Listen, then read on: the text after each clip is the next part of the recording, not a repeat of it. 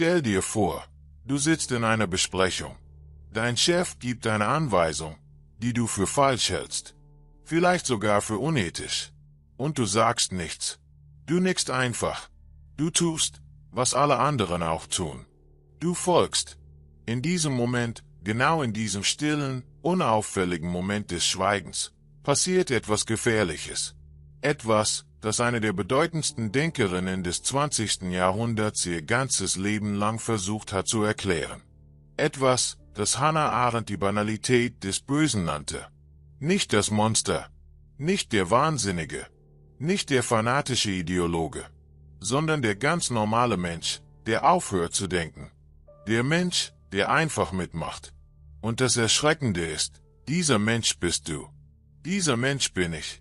Dieser Mensch sind wir alle, wenn wir nicht aufpassen. Aber die gute Nachricht ist, dass Hannah Arendt uns nicht nur eine Diagnose hinterlassen hat. Sie hat uns auch einen Weg gezeigt. Einen Weg zurück zur Würde, zur Verantwortung, zur echten Freiheit. Und genau dieser Weg, dieser philosophische Kompass, den eine Frau mitten im 20. Jahrhundert in einer Zeit des totalen Chaos entwickelt hat, ist heute, im Jahr 2025, relevanter als je zuvor. In diesem Video wirst du 5 konkrete Situationen aus deinem Alltag kennenlernen, durch die Arendts Philosophie nicht nur verständlich wird, sondern dein Leben tatsächlich verändern kann. Bleib dran. Es lohnt sich.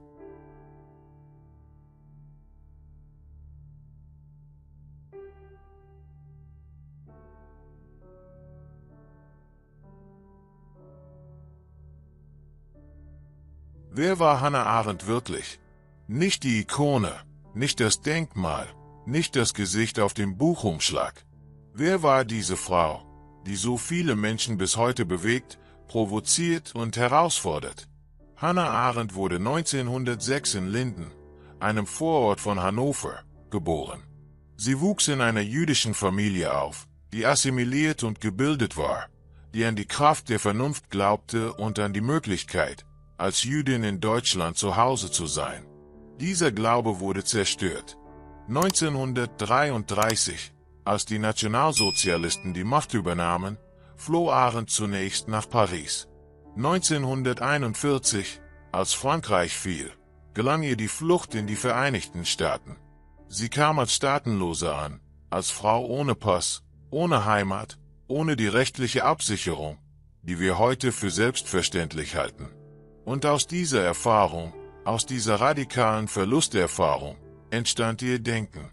Nicht als abstraktes Philosophieren in einem behaglichen Studierzimmer, sondern als Antwort auf die brutalsten Fragen, die das 20. Jahrhundert gestellt hat.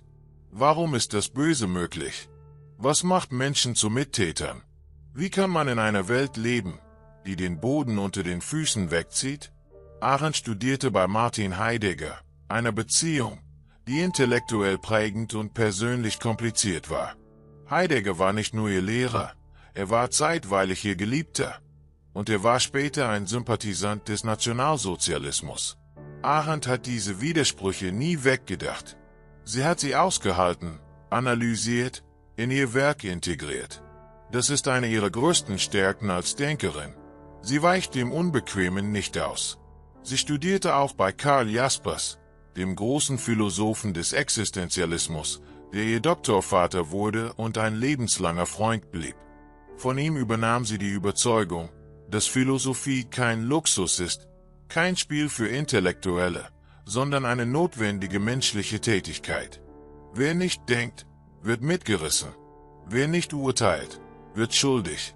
Ihr erstes großes Werk, Elemente und Ursprünge totaler Herrschaft, erschien 1951 und machte sie berühmt. Es war ein erschütterndes Buch, eine historische und philosophische Analyse des Nationalsozialismus und des Stalinismus, die zeigte, dass der Totalitarismus keine bloße Steigerung traditioneller Tyrannei war, sondern etwas qualitativ Neues. Eine Herrschaftsform, die den Menschen nicht nur unterwerfen, sondern vernichten wollte, die seine Pluralität, seine Einzigartigkeit, sein politisches Wesen zerstören sollte. Dann kam der Prozess, der ihr Leben veränderte. 1961 reiste Arendt nach Jerusalem, um als Reporterin für den New Yorker über den Eichmann-Prozess zu berichten. Adolf Eichmann, einer der Hauptorganisatoren des Holocaust, stand vor Gericht. Und was Arendt dort sah, verstörte sie tief. Kein Monster, kein Dämon, ein bürokratischer, mittelmäßiger Mann, der beteuerte, nur Befehle befolgt zu haben. Ein Mann, der offenbar unfähig war, vom Standpunkt eines anderen Menschen aus zu denken. Ein Mann, der aufgehört hatte zu denken. Ihr Bericht Eichmann in Jerusalem, ein Bericht von der Banalität des Bösen, löste einen der größten intellektuellen Skandale des 20. Jahrhunderts aus. Viele, besonders in der jüdischen Gemeinschaft, fühlten sich von ihr missverstanden oder verraten. Aber Arendt ließ sich nicht einschüchtern. Sie blieb bei ihrer Analyse. Und die Geschichte hat ihr weitgehend recht gegeben. Ihre späteren Werke, Vita Activa oder Vom tätigen Leben und das Denken, vertieften ihr philosophisches Projekt. Sie unterschied 3 grundlegende menschliche Tätigkeiten: das Herstellen, das Arbeiten und das Handeln. Und das Handeln, das politische Tätigsein in der Gemeinschaft mit anderen Menschen, erklärte sie zur höchsten Form menschlicher Freiheit. Nicht weil es das angenehmste ist oder das rentabelste, sondern weil es das ist, was uns am tiefsten als Menschen konstituiert. Doch lass uns jetzt nicht bei den großen historischen Ereignissen bleiben. Lass uns Arendt in deinen Alltag holen. Lass uns sehen, was diese Philosophie wirklich bedeutet, wenn du morgen früh aufwachst, zur Arbeit gehst, in sozialen Netzwerken scrollst, Entscheidungen triffst. Denn das ist das Erstaunliche an Arendt: ihre Philosophie ist nicht museal. Sie ist lebendig. Sie atmet. Sie fordert dich heraus. Situation 1. Du scrollst durch die sozialen Netzwerke und siehst einen Beitrag, der dich wütend macht. Vielleicht ist es eine politische Aussage, mit der du nicht einverstanden bist. Vielleicht ist es ein Meinungsbeitrag, der dir absurd vorkommt. Vielleicht ist es eine falsche Information, die von Tausenden geteilt wird. Was tust du? Du hast mehrere Optionen. Du kannst einfach weiterscrollen. Du kannst einen schnellen, emotionalen Kommentar hinterlassen. Du kannst den Beitrag teilen und deiner Empörung Luft machen. Oder du kannst tun, was Arendt als das Schwierigste und Wichtigste bezeichnen würde. Du kannst nachdenken. Wirklich nachdenken. Arendt unterschied zwischen Denken und Kognition. Kognition ist das Lösen von Problemen, das Anwenden von Wissen, das Verarbeiten von Informationen. Das können Maschinen.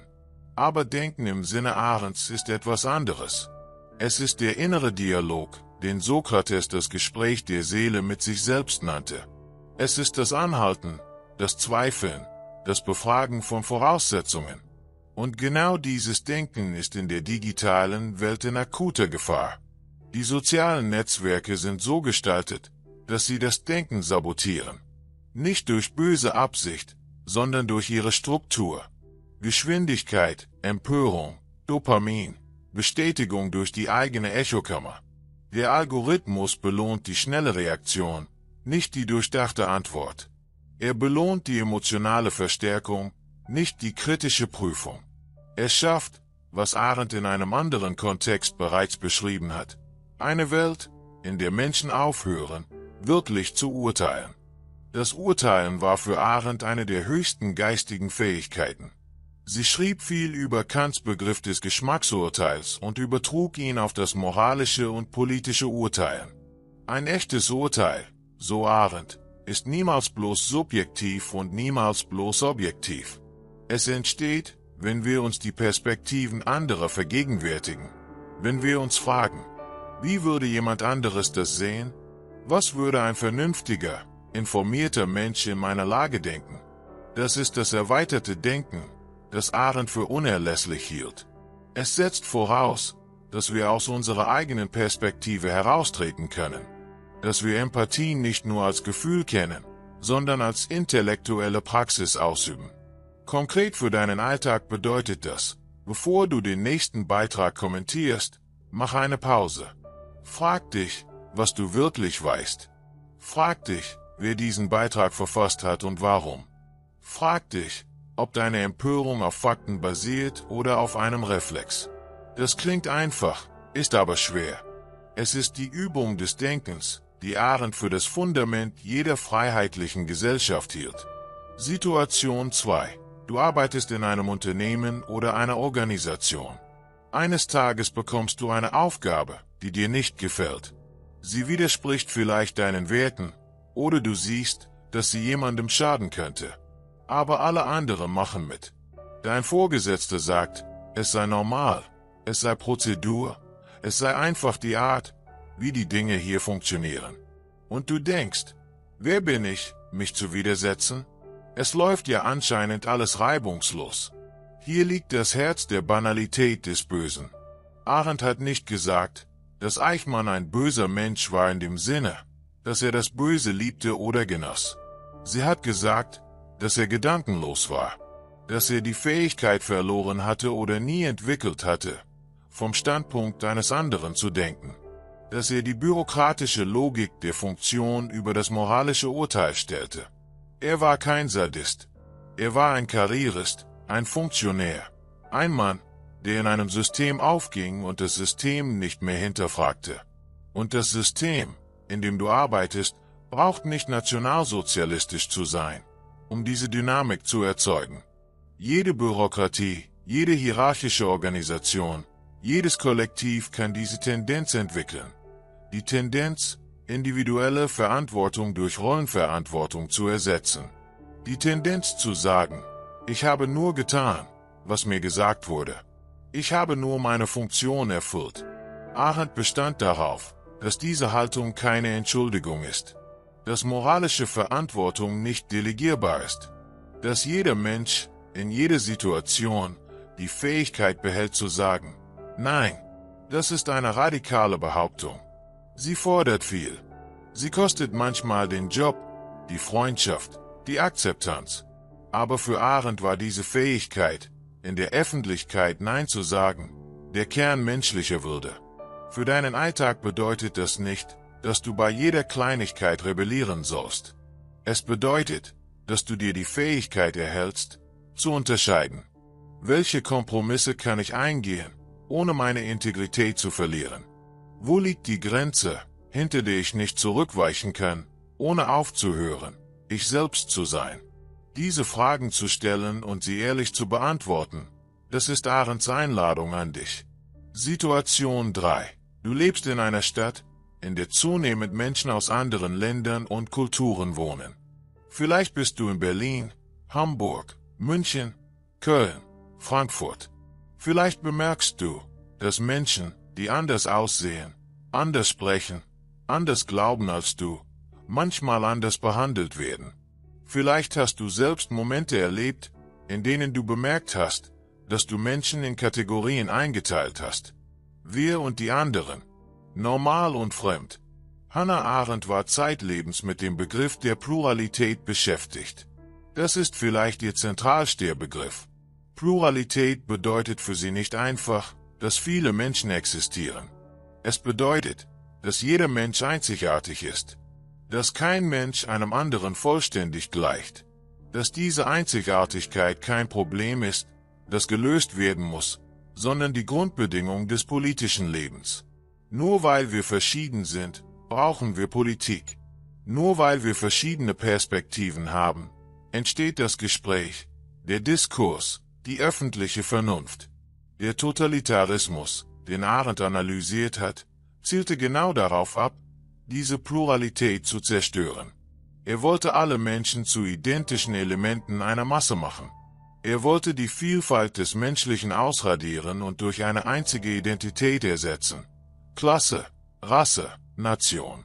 Das war für Arendt das eigentliche Verbrechen des Totalitarismus. Und das ist es, was ihn von anderen Herrschaftsformen unterscheidet. Jetzt frag dich, begegnest du der Pluralität in deiner Stadt, in deinem Viertel, in deiner U-Bahn, als Bedrohung oder als Reichtum? Das ist keine rhetorische Frage. Es ist eine ehrliche philosophische Frage.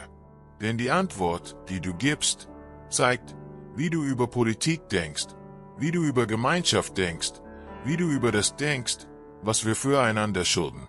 Arendt war keine naive Optimistin. Sie wusste, dass Pluralität Konflikte erzeugt, dass es schwer ist, mit Menschen zu leben, die anders sind. Aber sie bestand darauf, dass dieser Konflikt, dieser Widerspruch, diese Reibung das Zeichen einer lebendigen Demokratie sind. Eine Demokratie ohne Widerspruch ist keine Demokratie. Sie ist Konformismus mit demokratischer Fassade. Wenn du also das nächste Mal in deiner Straßenbahn sitzt und neben dir jemand sitzt, den du intuitiv als fremd empfindest, wenn du das nächste Mal in deiner Nachbarschaft diskutiert wird, ob man ein Flüchtlingsheim bauen soll oder nicht, dann bring Arendts Begriff der Pluralität mit in diesen Raum. Frag dich, was verlieren wir, wenn wir die Andersartigkeit ausschließen? Was gewinnen wir, wenn wir sie zulassen? An dieser Stelle möchte ich kurz innehalten und dich etwas fragen. Woher schaust du dieses Video gerade? Bist du in Berlin, in München, in Wien, in Zürich? Bist du vielleicht irgendwo auf der Welt, wo du Deutsch sprichst oder lernst? Schreib es in die Kommentare. Ich finde es wirklich interessant zu wissen, wo Menschen sind, wenn sie sich mit Philosophie beschäftigen. Denn das sagt schon etwas aus über die Bereitschaft, nachzudenken, wo immer man gerade ist. Danke für deine Antwort im Voraus. Und jetzt weiter. Situation 4. Es ist Wahlkampf. Du siehst Politiker in Talkshows, auf Plakaten, in sozialen Netzwerken. Du hörst Versprechen, Parolen, Schlagworte.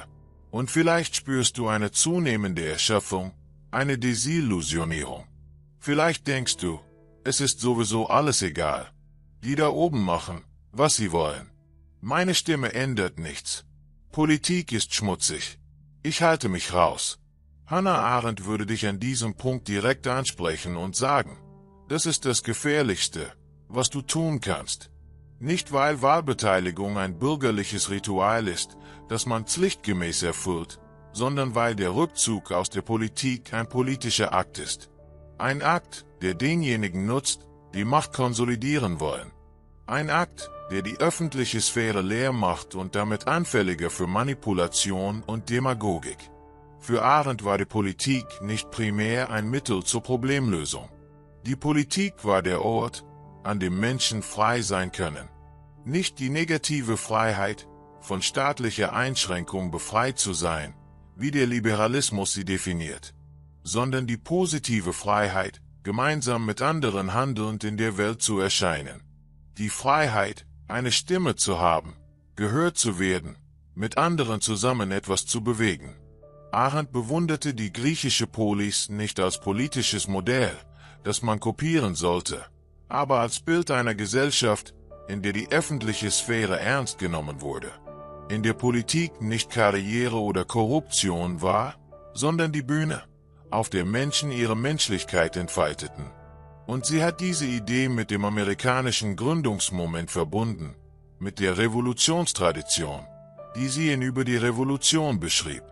In diesem Buch verglich sie die amerikanische und die französische Revolution und zeigte, warum die eine zu einem dauerhaften politischen System führte und die andere in Terror und Tyrannei umschlug. Die Antwort lag für sie darin, ob die Revolution institutionelle Räume für politisches Handeln schuf oder ob sie sich in der bloßen Befriedigung sozialer Bedürfnisse erschöpfte. Das klingt abstrakt, aber übertrage es auf heute. Wenn in einer Stadt eine Bürgerinitiative gegründet wird, wenn Menschen sich in einem Verein zusammenfinden, wenn Nachbarn sich treffen, um über ihren Kiez zu reden, wenn du an einer Gemeinderatssitzung teilnimmst und deine Meinung sagst, dann handelst du im Sinne Arendts. Du nimmst die öffentliche Sphäre in Anspruch. Du erscheinst als politisches Wesen. Du bist nicht länger ein passiver Konsument von Politik, sondern ein aktiver Gestalter.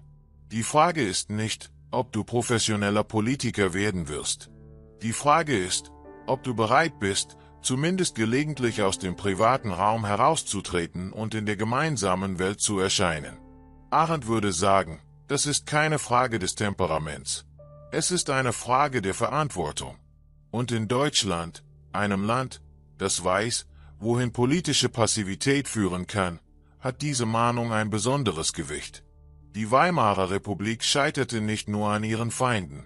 Sie scheiterte auch an der Gleichgültigkeit, der Erschöpfung, der politischen Resignation großer Teile der Bevölkerung. Das ist die historische Lektion, die Arendt uns hinterlassen hat und die in jeder Demokratie immer wieder neu gelernt werden muss. Situation 5. Du befindest dich in einer persönlichen Krise. Vielleicht hast du deinen Job verloren. Vielleicht ist deine Beziehung zerbrochen. Vielleicht bist du in einem fremden Land und fühlst dich nirgends zu Hause.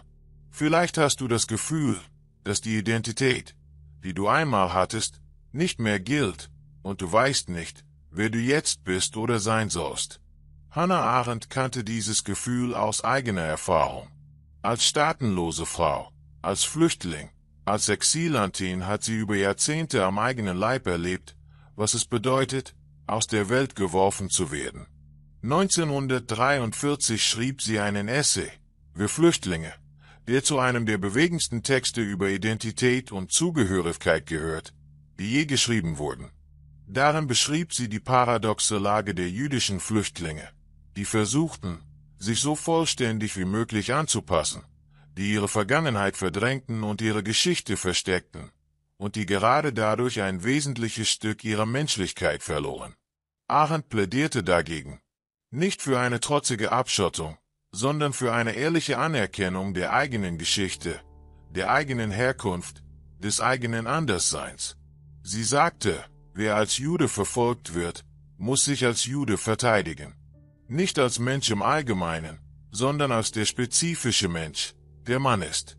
Das klingt vielleicht simpel, ist aber zutiefst philosophisch. Es geht darum, die eigene Partikularität nicht zu verleugnen, um universale Akzeptanz zu gewinnen. Es geht darum, in der Welt zu erscheinen als der Mensch, der man tatsächlich ist. Dieser Gedanke ist heute hochaktuell. In einer Zeit, in der soziale Netzwerke uns einladen, eine Version unserer selbst zu präsentieren, die gefälliger, strahlender, konsumfreundlicher ist als die Realität, ist Arendts Insistenz auf Authentizität eine philosophische Herausforderung. Sie sagt, deine Geschichte, auch wenn sie schmerzhaft ist, auch wenn sie kompliziert ist, auch wenn sie dich anfällig macht, ist das, was dich zu einem Menschen macht, der in der Welt erscheint und handelt. Das Erscheinen, der Auftritt in der Welt, war für Arendt kein oberflächlicher Begriff. Er war das, was Menschen aus dem privaten Dunkel der bloßen biologischen Existenz herausholt und in den öffentlichen Raum bringt. Wer nicht erscheint, wer sich verbirgt, wer seine Geschichte auslöscht, der verliert damit auch einen Teil seiner Freiheit. Nicht weil andere ihn einschränken, sondern weil er sich selbst einschränkt. Wenn du also in einer Lebenskrise steckst, wenn du nicht weißt, wer du bist oder sein sollst, dann ist Arendts Einladung diese: Erschein. Zeig dich. Nicht mit einer Maske, nicht mit einer Fassade, sondern mit deiner tatsächlichen Geschichte, deinen tatsächlichen Widersprüchen, deiner tatsächlichen Verletzlichkeit. Das ist nicht schwach. Das ist der Anfang von Handlungsfähigkeit. Lass uns jetzt tiefer gehen. Lass uns über das sprechen, was Arendt das Denken nannte, und warum sie glaubte, dass das Denken moralisch ist, nicht nur kognitiv. In ihrem letzten, unvollendeten Werk Das Denken, das posthum veröffentlicht wurde, analysierte sie die Struktur des Denkens selbst. Und sie kam zu einem revolutionären Schluss: Das Böse entsteht nicht aus bösen Gedanken. Es entsteht aus dem Fehlen von Gedanken. Die Gedankenlosigkeit ist das eigentliche Fundament des Bösen. Das bedeutet nicht, dass jeder gedankenlose Mensch ein Verbrecher wird. Aber es bedeutet, dass das Denken eine moralische Schutzfunktion hat. Wer wirklich nachdenkt, wer wirklich die Konsequenzen seiner Handlungen bedenkt, wer wirklich versucht, vom Standpunkt des anderen zu urteilen, der kann nicht einfach mitmachen. Er wird unweigerlich auf Widersprüche stoßen. Er wird unbequeme Fragen stellen. Er wird Grenzen ziehen, die andere nicht sehen. Das ist es, was Sokrates getan hat. Sokrates hat keine Theorien entwickelt. Er hat Fragen gestellt. Er ist durch Athen gegangen und hat die Menschen gefragt: Weißt du wirklich, was du zu wissen glaubst? Bist du dir wirklich sicher, dass das, was du für gut hältst, tatsächlich gut ist? Und diese Fragen haben ihn das Leben gekostet. Aber für Arendt war Sokrates das Modell des philosophischen Lebens, weil er das Denken nicht von der Moral trennte.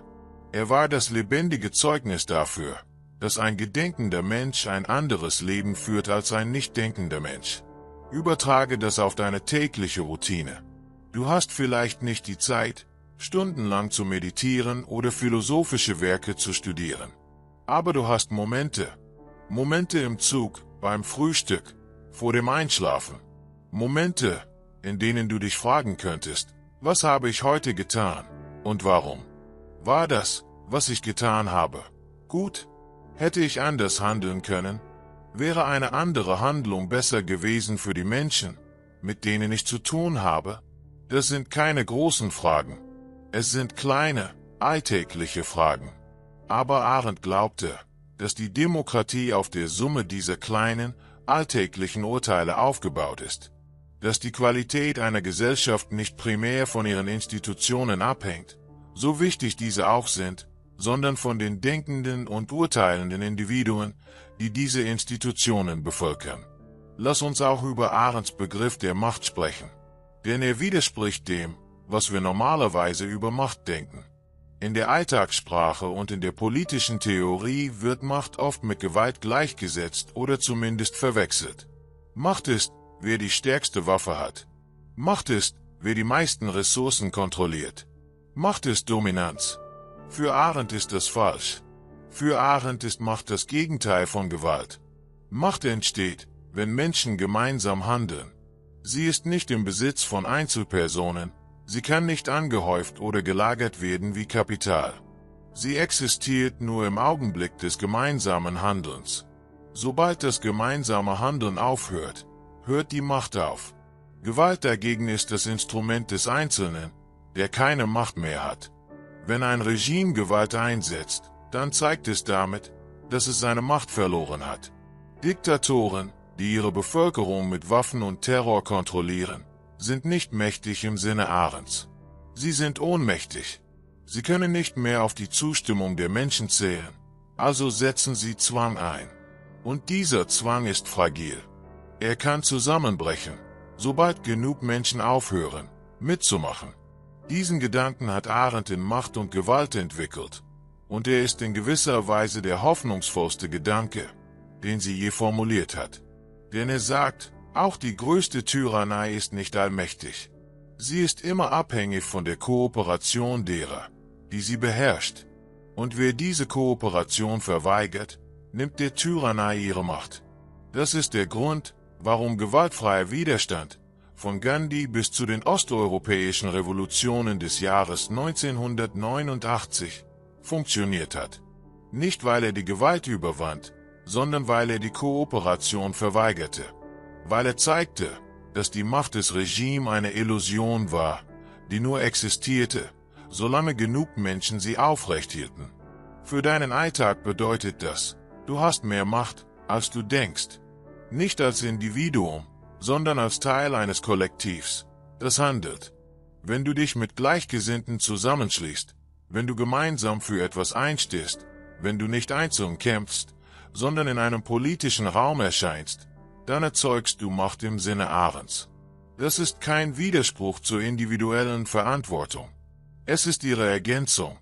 Individuelle Urteilsfähigkeit und kollektives Handeln sind die zwei Pole, zwischen denen Arendts Philosophie sich entfaltet.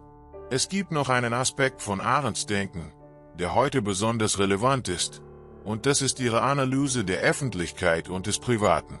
Arendt war der Überzeugung, dass der Unterschied zwischen öffentlichem und privatem Raum für eine freie Gesellschaft konstitutiv ist.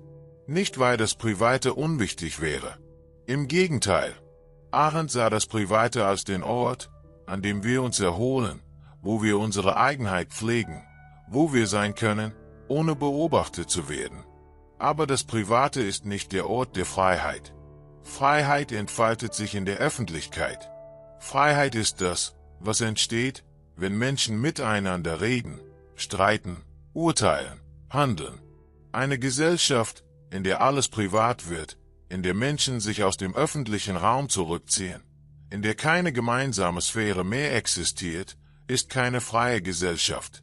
Sie ist eine Gesellschaft von Isolierten, die leicht zu manipulieren sind, weil sie keinen gemeinsamen Raum haben, in dem Wahrheit ausgehandelt wird. Denk jetzt an die digitale Welt.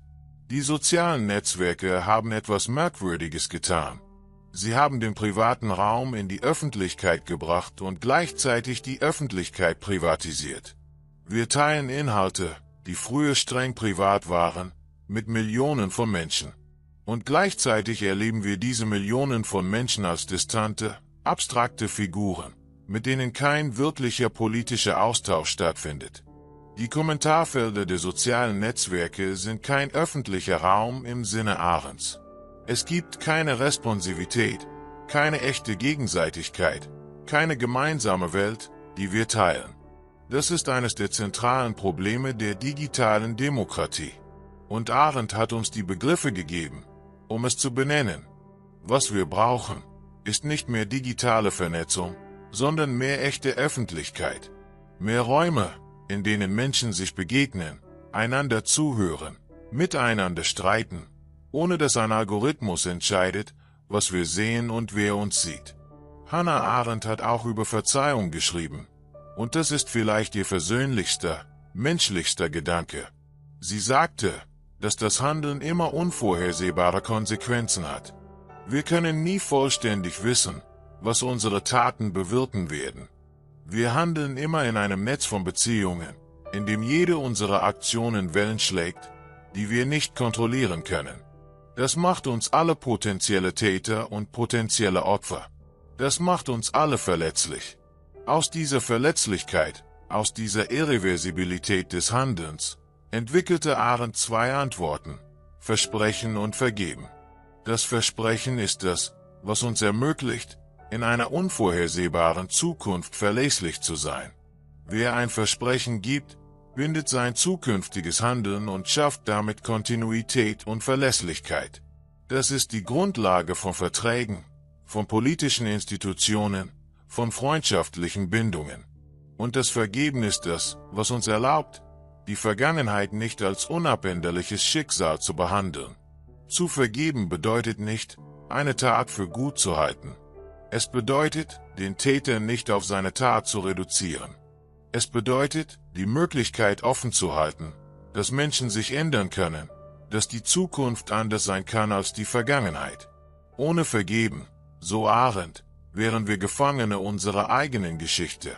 Das ist eine philosophische Aussage, die unmittelbare praktische Konsequenzen hat. In Beziehungen, in Familien, in Gemeinschaften, in Nationen. Deutschland hat nach dem Zweiten Weltkrieg einen schwierigen Weg der Auseinandersetzung mit seiner eigenen Geschichte beschritten. Dieser Weg ist nicht abgeschlossen, er ist nie vollständig abgeschlossen. Aber er ist ein Beispiel dafür, was es bedeutet, die Vergangenheit nicht zu vergessen und gleichzeitig die Möglichkeit einer anderen Zukunft offen zu halten. Das ist Arendts Vermächtnis in einem ganz konkreten historischen Sinne.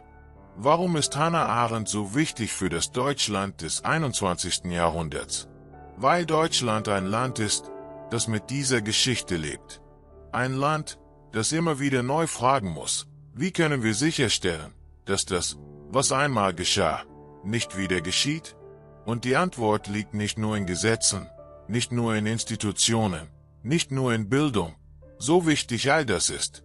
Die Antwort liegt in denkenden, urteilenden, handelnden Bürgerinnen und Bürgern. In Menschen, die die Fähigkeit behalten, Nein zu sagen. In Menschen, die die Pluralität ihrer Gesellschaft nicht als Bedrohung, sondern als Reichtum begreifen. In Menschen, die den öffentlichen Raum als ihren Raum begreifen und ihn aktiv gestalten. Deutschland hat die Philosophie Arendts exportiert. Sie wurde in den Vereinigten Staaten berühmt, geschrieben hat sie auf Englisch, aber sie dachte auf Deutsch, sie träumte auf Deutsch, und ihre tiefsten Quellen lagen in der deutschen philosophischen Tradition. Hegel, Kant, Heidegger, Jaspers. Sie hat diese Tradition radikal erneuert und ihr eine politische Dimension gegeben, die sie in ihrer herkömmlichen Form nicht hatte. Und heute kehrt diese Philosophie nach Deutschland zurück. In Schulen, in Universitäten, in politischen Bildungsveranstaltungen, in Büchern und jetzt auch in YouTube-Videos.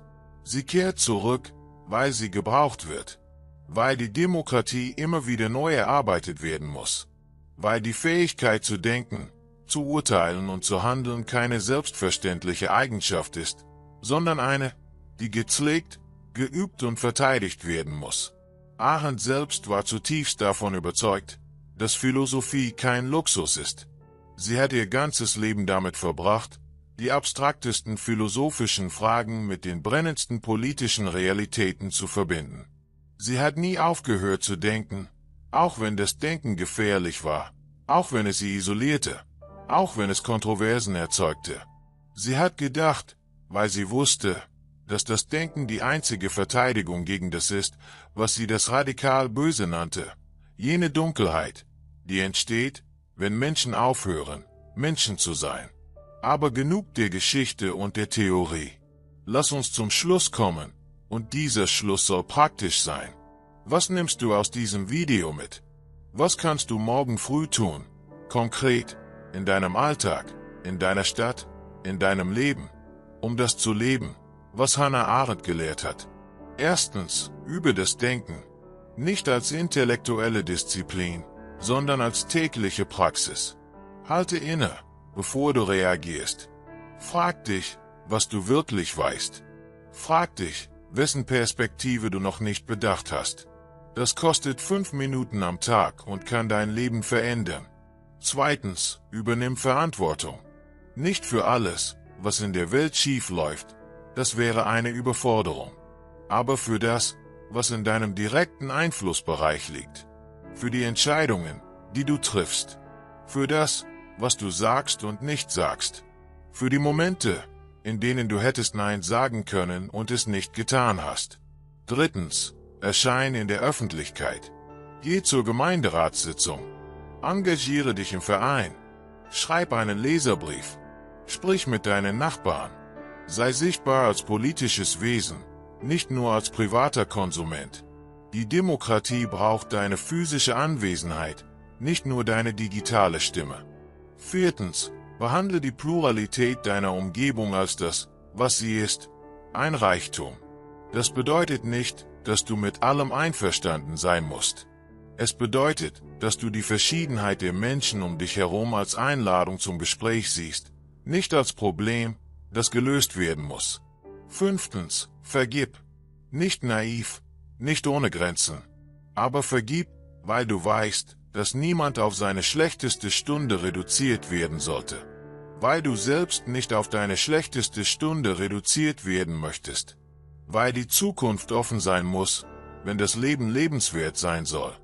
Diese 5 Handlungen sind einfach und schwer zugleich. Sie verlangen nichts Außerordentliches. Sie verlangen nur, dass du ein denkender, urteilender, handelnder Mensch bist. Genau das, was Hannah Arendt ihr Leben lang von uns gefordert hat. Hannah Arendt starb am 4. Dezember 1975 in New York, mitten in der Arbeit an ihrem letzten Buch. Auf ihrer Schreibmaschine war ein leeres Blatt eingespannt mit dem Wort Urteilen. Sie hatte gerade begonnen.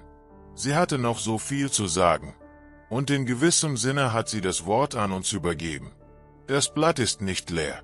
Es wartet auf uns. Es wartet auf unsere Gedanken, unsere Urteile, unsere Handlungen. Die Welt, in der wir leben, ist komplex, verwirrend, manchmal erschreckend. Es gibt viele Kräfte, die versuchen, uns zum Schweigen zu bringen, uns in Konsumenten zu verwandeln, uns zu isolieren, uns das Denken abzugewöhnen. Gegen diese Kräfte ist Arendts Philosophie kein garantiertes Mittel. Aber sie ist eine Ressource, eine Art, die Welt zu sehen, die uns handlungsfähig hält. Eine Art zu denken, die uns menschlich hält. Und in Zeiten, in denen viele fragen, was Philosophie noch bedeutet, was Geisteswissenschaften noch bringen, was das Nachdenken über Kant und Aristoteles und Arendt mit dem richtigen Leben zu tun hat, dann ist die Antwort Arendts klar und unmissverständlich. Alles. Es hat mit allem zu tun. Denn wer nicht denkt, handelt nicht. Und wer nicht handelt, wird gehandelt mit. Das Spiel läuft weiter, ob du mitmachst oder nicht. Die Frage ist nur, ob du ein Akteur bist oder eine Figur in dem Spiel anderer. Wähle, ein Akteur zu sein. Das ist Hannah Arendts Vermächtnis. Das ist ihre Einladung an dich.